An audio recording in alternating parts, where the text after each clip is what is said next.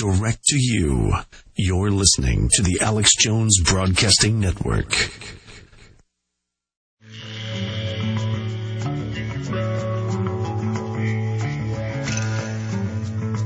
The guys are laughing because during the breaks I do 3 and 4 minute radio interviews. Just did one on 1360 AM in Dallas. There is no doubt I'm the hardest working man in radio. And one of the hardest working writers and researchers out there is Dr. Paul Craig Roberts. Always honored to have him. We've got him in this segment and the next. This is a short segment. Dr. Roberts, let's get into the dollar. You know, I got the New York Post saying dollar loses world reserve status and then shows the numbers that governments and central banks, even our own central banks, are converting away from the dollar being the main reserve, though they're still buying treasuries at record pace. And I kind of ignore the New York Post, but then I see it in the Associated Press. It appears the establishment is trying to kill the dollar while pushing us under the water, saying, oh, I don't want to kill it. Here, I'm going to push you under. You're an expert on this. I can't think of a better expert, running the Treasury Department, doing a great job when you did do it, about where we're going in all of this. The banks are reporting record profits on the bailout money. Main Street is evaporating before our eyes, and they're calling this a jobless recovery. What is really going on, Dr. Roberts? Okay, well, a whole bunch of things. But first, with the dollar, what's going on is that since the spring, like in the last 6 months, it's been rapidly losing value. And this is independent of any words that any central banker or policymaker would say. If you ever heard of the Botswana pula? Yes. The pula is the currency of Botswana. And in the last 6 months, it has gained 14% in value against the dollar, the currency of the hegemonic superpower. Did you know that the Brazil's real has gained 22% against the dollar, or to turn it around, the dollar has fallen 22% against the Brazilian currency, fallen 14% against the Botswana pula, fallen 11% against the Russian ruble. And why is this happening? It's happening because the accumulation of massive trade deficits over so many years has flooded the world with dollar assets. And now the world is confronted with very large, massive federal budget deficits for this year, for next year, indeed for the next 10 years, according to the latest CBO forecast. And there's no way to finance those deficits. In the past, we've financed our deficits by having our trading partners who earn trade surpluses from our imports, recycling the dollars to buy the Treasury bonds. But the deficits now are much larger than our trade deficit, and so there's no source of financing. We're getting some help from the fact that all the money we gave to the banks in the bailout, that some of this is being used to buy the Treasury bonds. But the world, for the most part, sees that the Federal Reserve is going to have to buy the bonds. That means it has to monetize the debt. It has to take the Treasury bonds and create checking accounts. So the hyperinflation, in a nutshell, where is it going? I mean, they've always talked about killing the dollar. Now they're talking about how it's dying. I mean, is this the beginning of the end? Is there any pulling out? I don't think they're going to be able to avoid the decline in the dollar's value. It's already happening. It's approaching parity with the Swiss franc, the Canadian dollar. Anytime the dollar loses 14% against the Botswana pula, you know that the writing is on the wall. So I think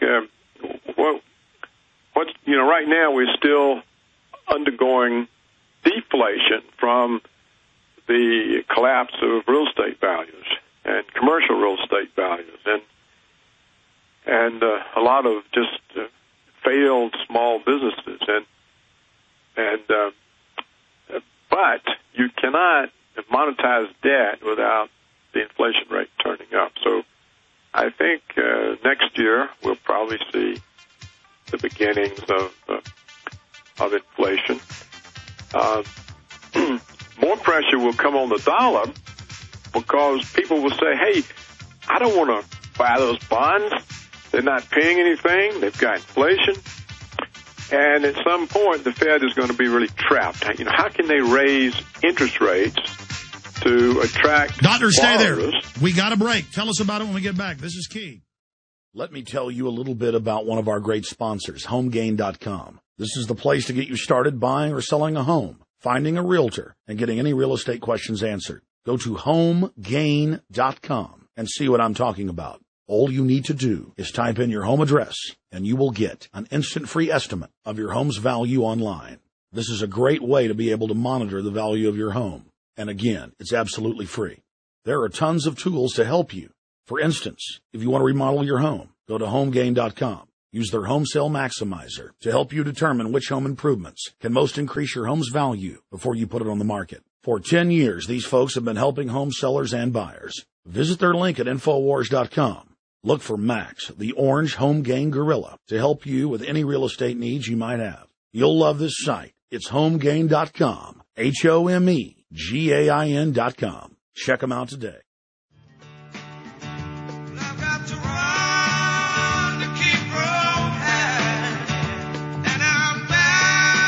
Things are happening that are so big right now that I've been lately pointing out to listeners, I'm in above my head. The good news is I was in LAX, had police come over that were fans again yesterday, leaving Austin, TSA that were fans again, people on the streets of LA, fans everywhere. Listeners are saying they talk to their neighbors, they're already listening or have seen my films. And I'm just one little gauge, weather vane in all of this. And I'm getting so much coverage and so much attention that it's quite humbling, actually. I'm going to be honest. I don't like it. I like having an effect against the globalists, but the responsibility, and I'm not cracking under it, I'm just trying to grow up a little bit, because, I never intended to be, globally getting as big as Ron Paul.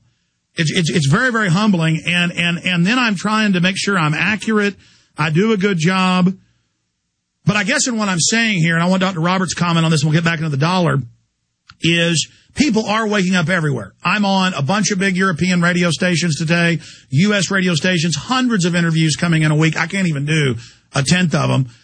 I know Dr. Roberts is in demand everywhere. I know he's seeing a big awakening.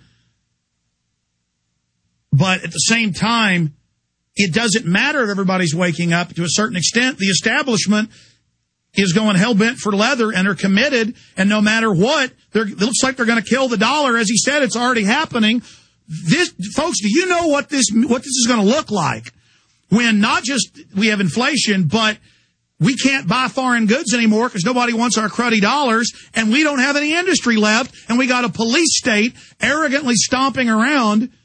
Dr. Roberts, I'm ranting here, but can you extract something from what I've said and give me your take on it? I'm getting to the point where I feel overwhelmed. Yeah, well, all those the things you mentioned are the paths we're going down. I think they're going to get in this next year, something is going to happen to push up interest rates. Either domestic inflation from money creation, or the inability of the Treasury to borrow at these extremely low interest rates. And when that happens, then the economy, which is already suffering despite practically zero interest rates, will suffer more. And the unemployment rate, measured the way it was measured when I was in the Treasury, is now 21%.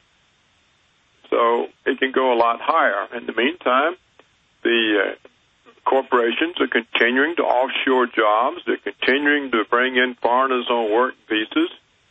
And the high rates of legal immigration continue, so that there are more and more people competing for fewer jobs. So this has to bring even more pressure on the American people, and